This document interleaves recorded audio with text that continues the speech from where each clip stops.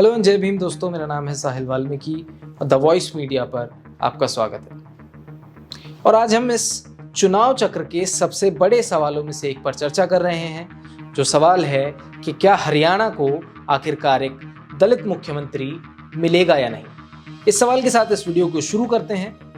जबकि परिणाम आने में भी कुछ दिन बाकी है, हरियाणा में एक दलित नेता के मुख्यमंत्री पद पर आसीन होने की संभावना ने अटकलों को हवा दे दी। आइए इस मुद्दे पर करीब से नजर डालें। न्यूज आउटलेट जो एग्जिट पोल की तस्वीरें पेश करती हैं, उसमें कांग्रेस की वापसी तैयार दिखती है। उदाहरण के लिए अगर हम बात करें तो इंडिया टुडे सी वोटर का जो एग्जिट पोल है, उसका अनुमान है कि कांग्रेस 90 सीटों में से 50 से 58 सीटें जो है वो जीतेगी, जिससे सहज बहुमत की सरकार कांग्रेस बनाती हुई दिख रही है। रिपब्लिक मैट्रिक्स पोल और भी आशावादी है, जो कांग्रेस को 55 से 62 सीटों पर पेश करता है। इस बीच सत्तारूढ़ भाजपा काफी पीछे चल रही है। अधिकांश सर्वेक्षणों के अनुमान है कि बीजेपी केवल 20 से 28 ही सीटें हासिल कर पाएगी, जो 19 में उनकी 40 सीटों की संख्या से बेहद कम है। अब अगर ये एग्जिट पोल सही साबित होते हैं तो कांग्रेस अगली सरकार बनाती हुई नजर आ रही है। और अगर राज्य में कांग्रेस की सरकार बनती है तो बड़ा सवाल ये है कि अगला मुख्यमंत्री कौन होगा। और जो नाम चर्चा में है, उनमें से एक नाम की खास तौर पर चर्चा हो रही है, वो नाम है कुमारी शैलजा का। हरियाणा में गहरी राजनीतिक जड़ें रखने वाली एक प्रमुख दलित नेता कुमारी शैलजा दशकों से हरियाणा की राजनीति में केंद्रीय शख्सियत रही हैं। 5 बार सांसद रह चुकी हैं।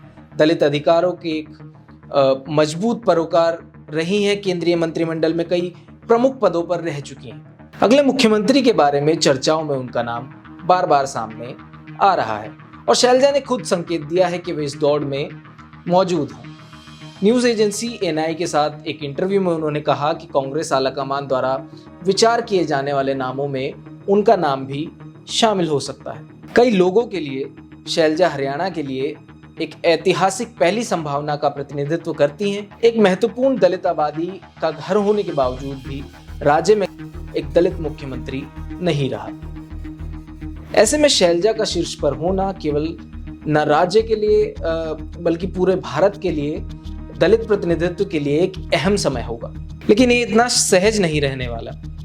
जबकि शैलजा एक मजबूत दावेदार हो सकती हैं, कांग्रेस के भीतर अन्य लोग भी हैं जो सीएम पद के लिए होड़ में हैं।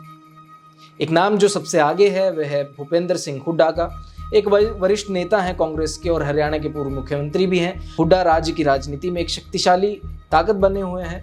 हुड्डा ने भरोसा जताया है कि कांग्रेस आरामदायक बहुमत से सरकार बना रही है। हाल ही में दिए गए एक बयान में हुड्डा ने दोहराया कि किसी नेता की आकांक्षाएं हो सकती है, लेकिन मुख्यमंत्री पद पर अंतिम फैसला जो है वो पार्टी हाईकमान द्वारा किया जाएगा। उन्होंने स्वीकार किया कि वरिष्ठ नेता होने के नाते कुमारी शैलजा इस पद की आकांक्षाएं रखने का अधिकार रखती हैं, लेकिन साथ ही उन्होंने बड़े आराम से यह भी कह दिया कि इस प्रक्रिया में विधायकों की राय शामिल होती है और अंत में जो पार्टी हाईकमान है वो इसका फैसला करती है। तो आगे क्या होता है, आइए इस निर्णय को प्रभावित करने वाली राजनीतिक गतिशीलता पर करीब से नजर डालते हैं। हरियाणा की राजनीति में लंबे समय से जाट नेताओं का दबदबा रहा है।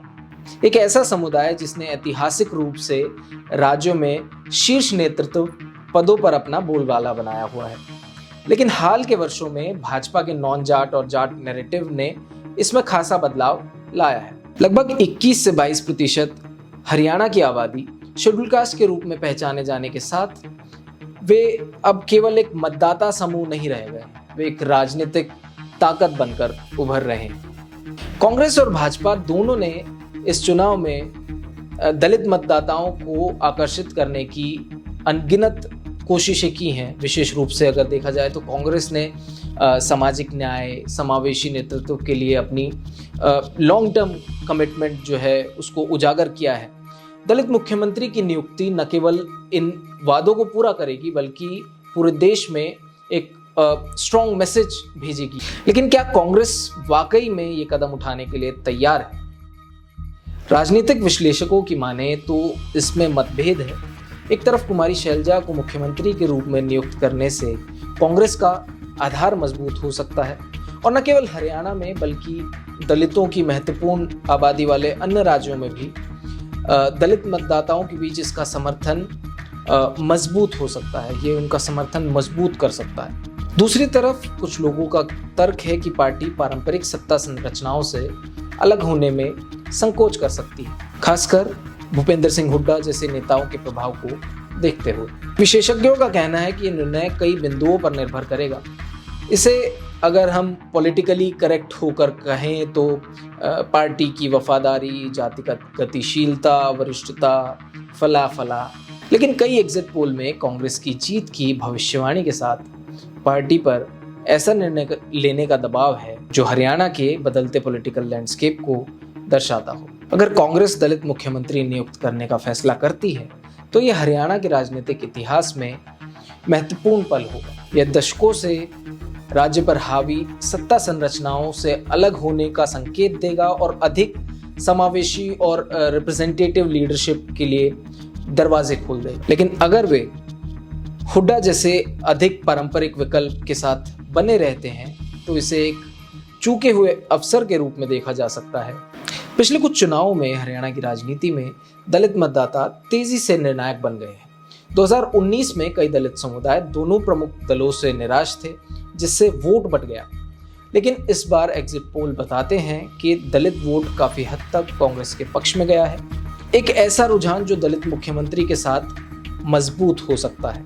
आधिकारिक नतीजों का इंतजार करते हुए सभी की निगाहें कांग्रेस आलाकमान पर टिकी होंगी कि वे कोई ऐतिहासिक कदम उठाते हैं या फिर पारंपरिक विकल्प पर टिके रहते हैं।